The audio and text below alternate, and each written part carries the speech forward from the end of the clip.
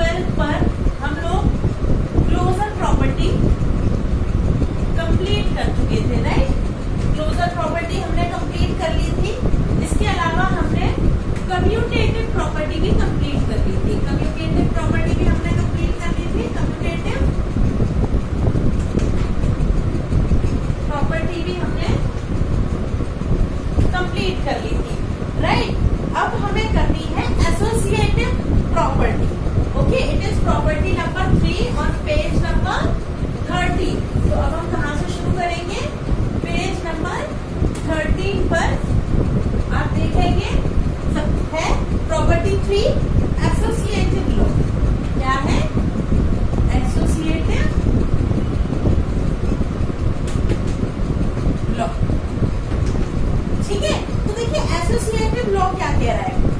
आपको सबसे पहले ये वाली लाइन लिखनी है, while multiplying 3 or more rational numbers they can be grouped in any order। तो देखो इसका मतलब क्या है, पहले तो हम लोग ये लिख लेते हैं, while multiplying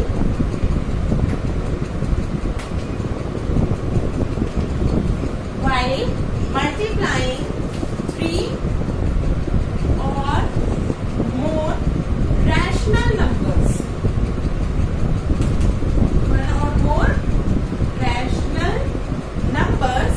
they can be grouped in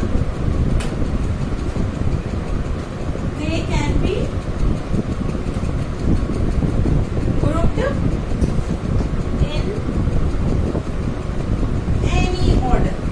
तो देखो ये कैसे है, while multiplying यानी मल्टीप्लाई करते समय 3 और 3 से ज्यादा रैशनल नंबर्स यानी 3 और मोर रैशनल नंबर्स होंगे, तो उनको आप कैसे भी ग्रुप करें, मतलब उनको कैसे भी मल्टीप्लाई करें, आंसर आपका सेम आएगा।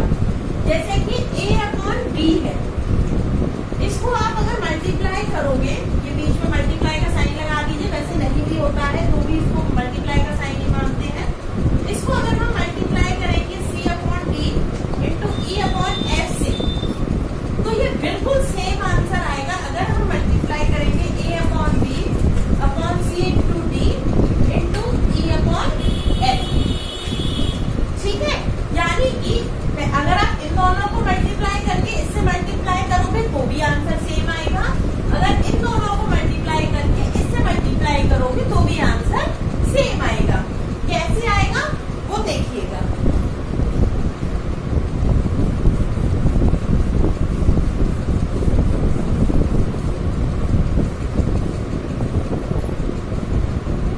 देखिए हम कोई भी रैशनल नंबर मान लेते हैं 4/5, इसको मल्टीप्लाई करते हैं 2/3 से और फिर इसको मल्टीप्लाई करते हैं 1/2 से। ठीक है, ये हमने लिख लिया था, इसे 1/3 कर लीजिए। अभी हम कैंसिल नहीं करना चाह रहे हैं, हम इसको मान लेते हैं 1/3। ओके, अब देखिए अगर मैं इसको लिखूं 4/5 मल्टीप्लाई 2/3 मल्टीप्लाई 1/3।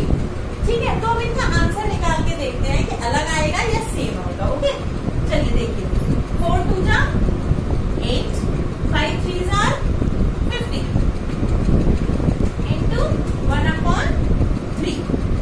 अब देखिए 8 1 जा 8, 15 3 जा 45। हमारा आंसर अभी क्या आया है 8/45। अब हम ये वाली साइड सॉल्व करके देखते हैं। 4/5 multiply 2 1s are 2 and 3 9s are 3 3s are 9, 4 2s are 8 and 5 9s are 45। देखिए ये सेम है यानी ये चीज क्या हो गई, इक्वल हो गई। तो ये क्या कहलाती है, एसोसिएटिव लॉ।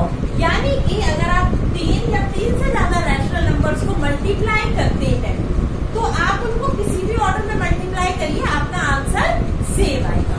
ओके, अब देखते हैं मल्टीप्लिकेटिव आइडेंटिटी। तो देखिए मल्टीप्लिकेटिव आइडेंटिटी क्या कहती है, for any rational number a/b we have a/b into 1 is equal to 1 into a/b। तो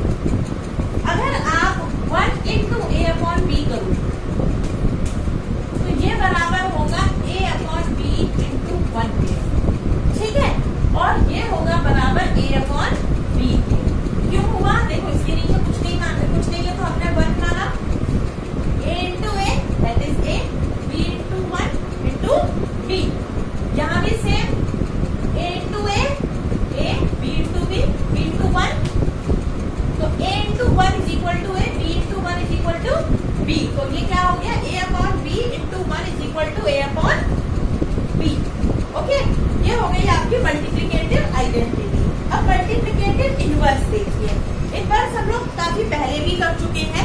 जैसे कि अगर मैं आपसे बोलूं कि 1/7 का मल्टीप्लिकेटिव इनवर्स क्या होगा, तो इसको रेसिप्रोकल कर दो, क्या हो जाएगा, ये 7 हो जाएगा। ठीक है, तो ये हो गया मल्टीप्लिकेटिव इनवर्स।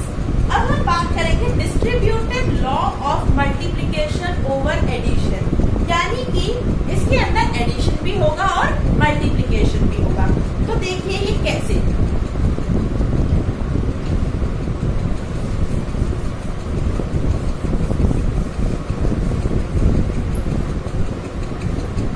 देखिए, अगर हम कोई भी रैशनल नंबर मान लेते हैं, 3 हमने रैशनल नंबर मान लिए, a/b, ये हम बात कर रहे हैं डिस्ट्रीब्यूटिव।